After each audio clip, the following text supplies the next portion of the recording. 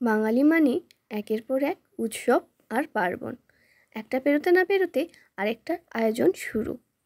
আর প্রতিটা আয়োজনেই নারীরা নতুন আমেজে মেতে ওঠেন নতুন সব স্বপ্ন নিয়ে।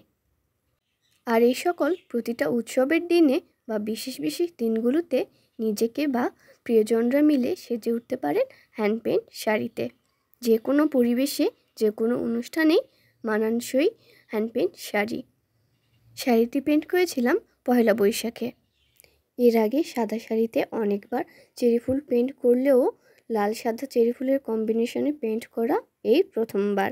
এক এক করে সবগুলো ফুল এবং কলি পেন্ট করে নিয়েছিলাম। কিছু ফুলে শেডও করেছিলাম, লাল সাদা শেড। সাদা ফুলে সামান্য একটু লাল রং নিয়ে শেড করেছিলাম, যা লাল সাদা চেরি ফুলের কম্বিনেশনটাকে আরও অনেক বেশি ফুটিয়ে তুলেছিল। এবার ফুলের রেণু আঁকার পালা। ফুলের রং শুকিয়ে যাওয়ার পর ফুলের রেণু করে নিয়েছি। লাল ফুলগুলোতে সাদা রেণু এবং সাদা ফুলগুলোতে লাল রেণু এঁকে নিয়েছি। ফুলের রেণু করার পর চকলেট কালার দিয়ে ডালগুলো এঁকে নিয়েছি।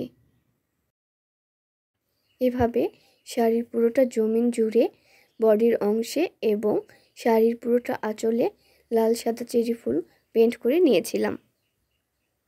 এই যে চেরি ফুলের ঝাড় দেখতেই পাচ্ছেন।